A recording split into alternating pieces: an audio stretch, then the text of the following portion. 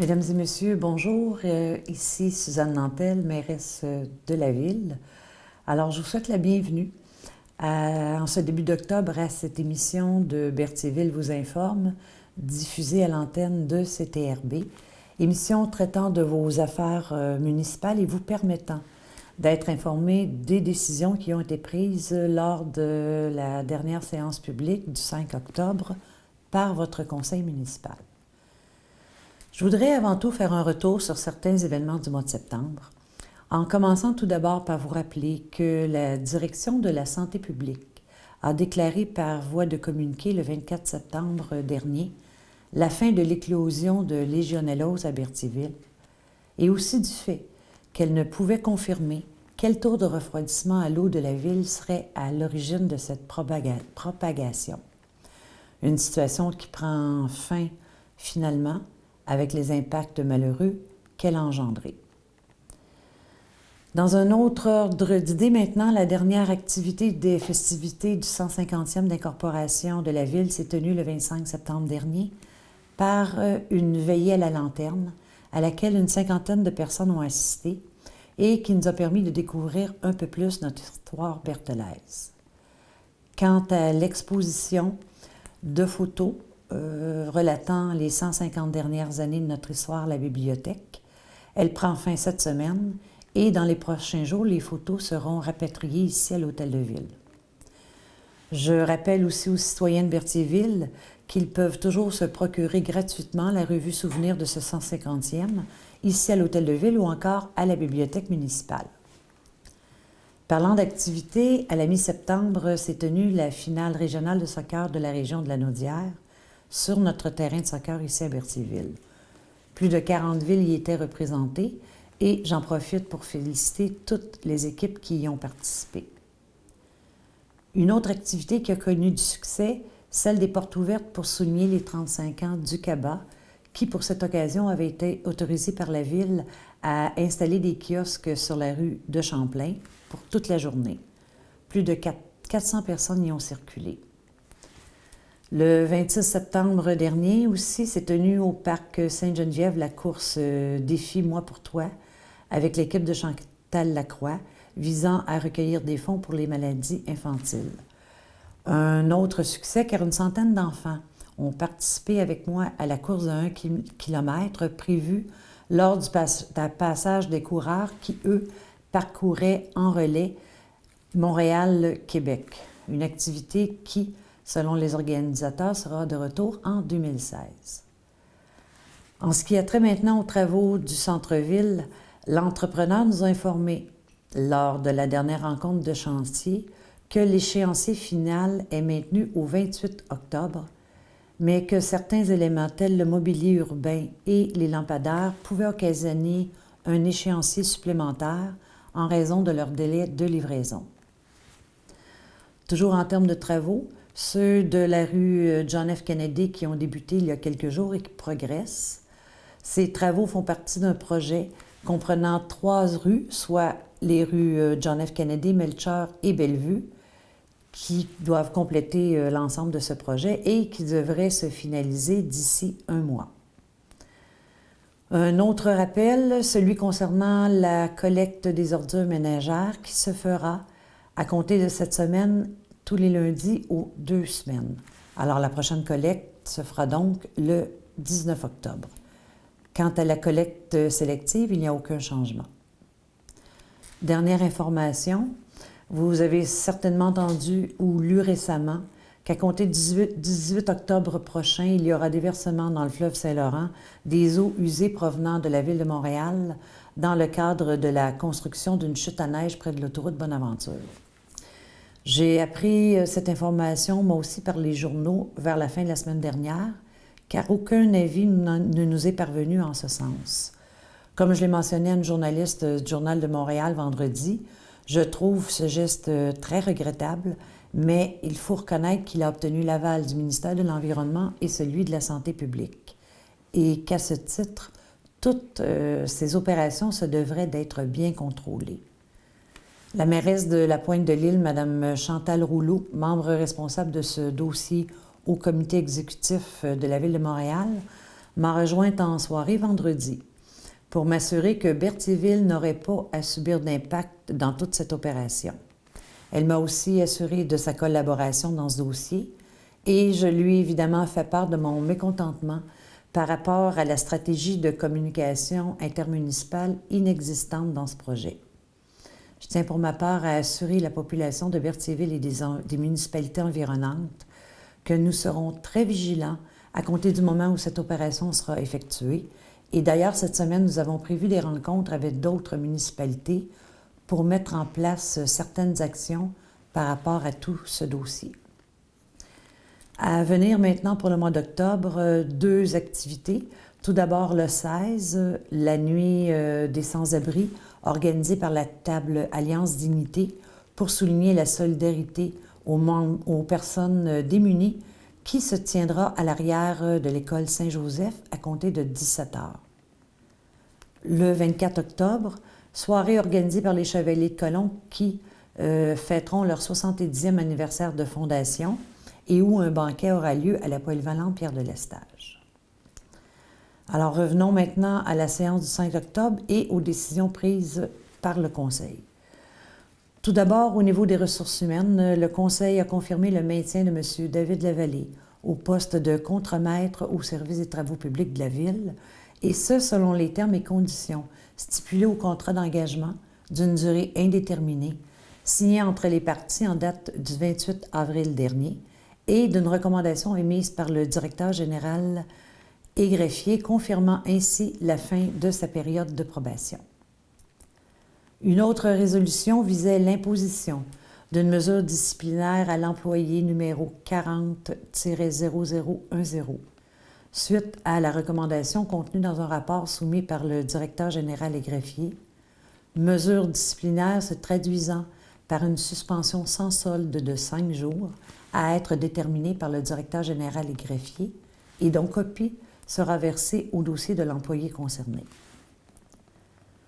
Suite à un refoulement d'égouts subi par les propriétaires de la résidence située au 670 Pierre de Lestage et en raison des frais de l'ordre de 2 630 $ qu'ils ont dû assumer, alors qu'une partie de ces frais a été causée par une faute de la Ville.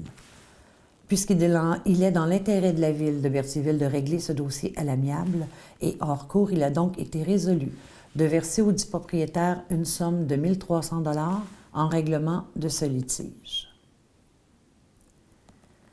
Comme tous les ans à l'automne, une collecte de feuilles est prévue pour l'ensemble des municipalités de la MRC de Dautré afin de réduire le volume d'ordures ménagères enfouies. Cette année, suite à des commentaires que j'ai reçus des citoyens à l'effet que la dernière collecte était trop rapprochée de la première, il a été convenu que ces collectes auront lieu les 19 octobre et 23 novembre prochains. Ces collectes occasionneront des coûts de 2 880 $, un coût de valorisation des feuilles de 55 $ la tonne métrique pour un retour de 10 % des matières collectées pour le compost. La MRC de Dautré procédera aux opérations de sensibilisation de ces collectes auprès des citoyens de la ville de Berthierville. En prévision maintenant de l'hiver, certains contrats de déneigement ont fait l'objet de résolutions, soit celui relatif à l'entretien au déneigement et la surveillance de la patinoire et du chalet Vaudreuil, qui a été octroyé à M. Patrick Guevremont pour la saison hivernale 2015-2016 au montant forfaitaire de 5 130 $, versé en 4 paiements égaux, ainsi que celui par rapport au déneigement de la patinoire Vaudreuil lorsqu'il y a accumulation de plus de 5 cm et plus, ou lorsque d'autres circonstances l'exigent, et qui, lui, a été octroyé à la compagnie Lesser-Berthelez pour aussi la saison 2015-2016 au montant unitaire par sortie de 100 $. Maintenant, puisque le conseil municipal souhaite inviter des camionneurs à déposer un prix au mètre cube pour le transport de neige vers le site des neiges usées, un appel d'offres a été lancé auprès des entreprises suivantes. 9257-0118 Québec Inc., Excel2, Ferme Joinville Incorporée, Transport Éric Hainaut, Les Entreprises Berthier Incorporées, Entreprise CIMAC 2007 Incorporée, Excavation Christian de Grandpré et Pavage Rochelot Incorporé. Il a été aussi question par la suite d'une proposition de l'Union des municipalités du Québec faite auprès de la Ville quant à un regroupement d'achats visant la publication d'un appel d'offres public pour l'approvisionnement en vrac de différents carburants, essence, diesel et mazout. Il a donc été résolu, considérant les articles de la loi sur les cités et villes et celles du Code municipal, que la Ville de Berthierville confirme son adhésion au regroupement d'achats mis en place par l'Union des municipalités du Québec pour la période du 1er avril 2016 au 31 mars 2019 et confie à l'UMQ le processus d'appel d'offres menant à l'adjudication de contrats d'achat regroupés des différents carburants nécessaires aux activités de notre organisation municipale. Qu'un contrat d'une durée de 2 ans, plus une option de renouvellement d'une période maximale d'1 année, pourra être octroyé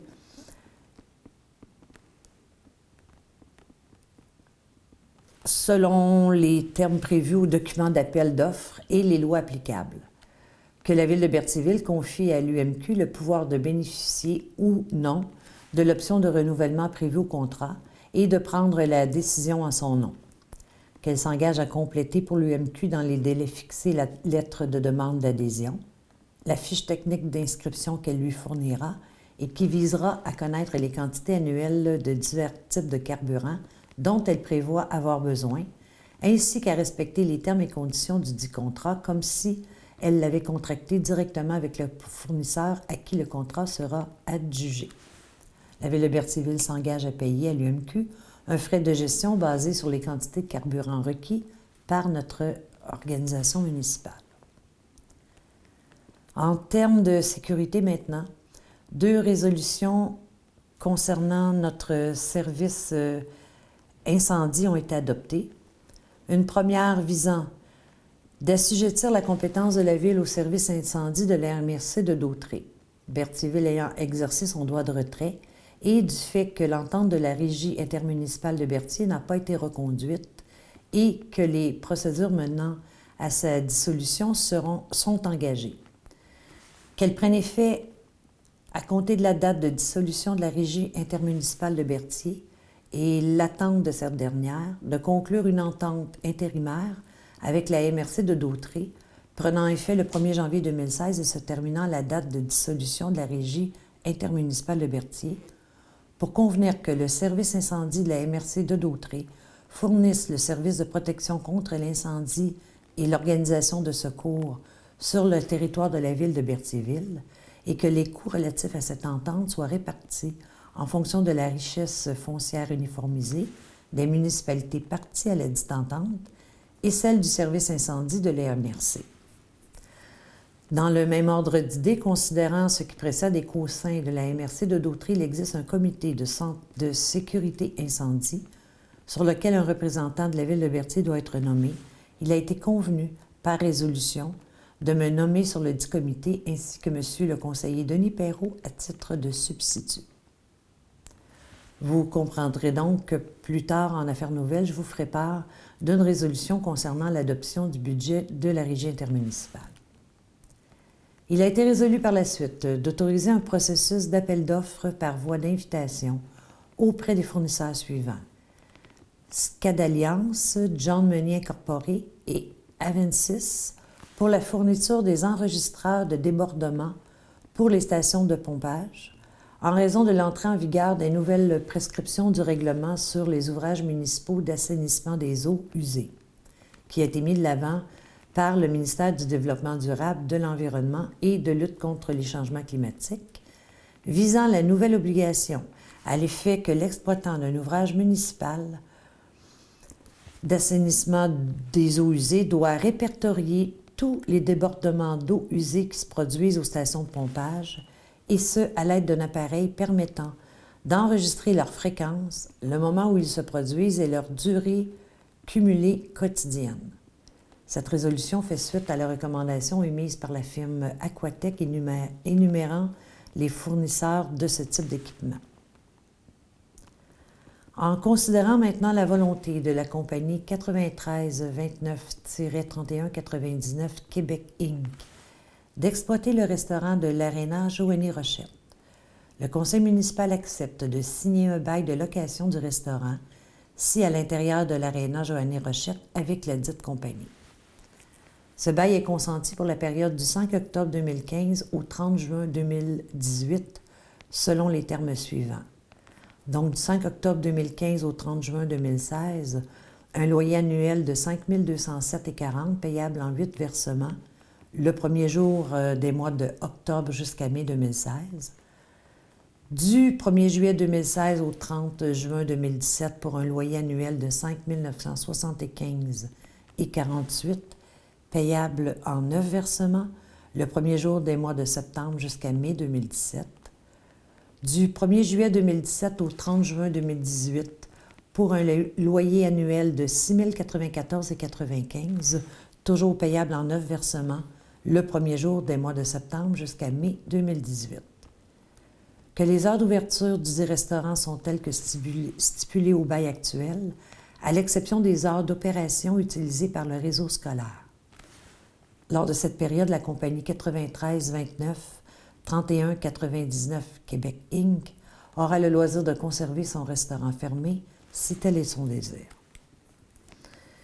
Il y a lieu par la suite 2 demandes de permis pour des propriétés situées en zone soumise à un PIA et qui ont été autorisées par le conseil municipal, soit pour une demande d'autorisation pour réparer et repeindre la galerie, l'escalier, ainsi que le soffit donnant sur la rue Sainte-Geneviève du bâtiment principal sur la propriété située au 760 rue de Frontenac, ainsi qu'une demande d'autorisation pour réparer et repeindre la galerie, les escaliers, les soffits, le balcon ainsi que la main courante du bâtiment principal situé sur la propriété 467 et 479 rue de Frontenac. Dans ces 2 dossiers, les membres du conseil ont été favorables à la recommandation du CCU en ce sens. Il n'y a eu aucun dépôt de documents lors de la séance du 5 octobre et j'ai fait état du dépôt des rapports de service de pesée des déchets domestiques et de la collecte sélective du mois d'août 2015, de celui du service de l'urbanisme pour le mois de septembre 2015, ainsi que de mon rapport d'activité pour la période du 1er au 30 septembre dernier. Il n'y a eu aucun avis de motion ni adoption de règlement lors de la séance.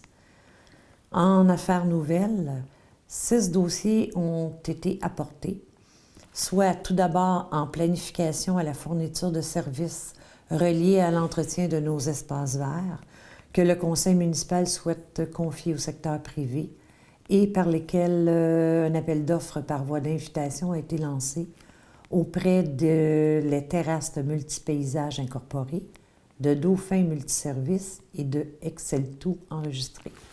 Cet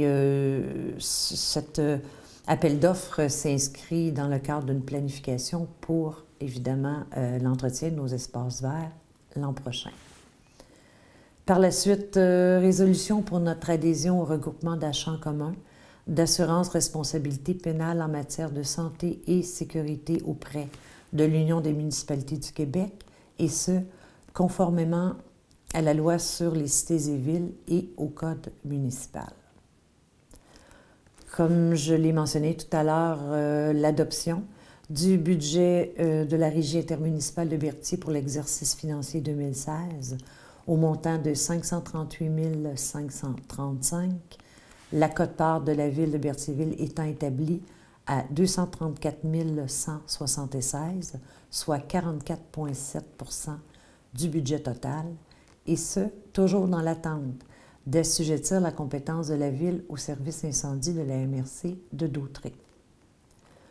Une autre résolution visait l'autorisation donnée au Club Quad Les Randonneurs pour l'utilisation d'une portion du site des Neiges usées comme sentier, ainsi que le Club d'autoneige de Saint-Barthélemy a utilisé le même sentier pour la saison 2015-2016.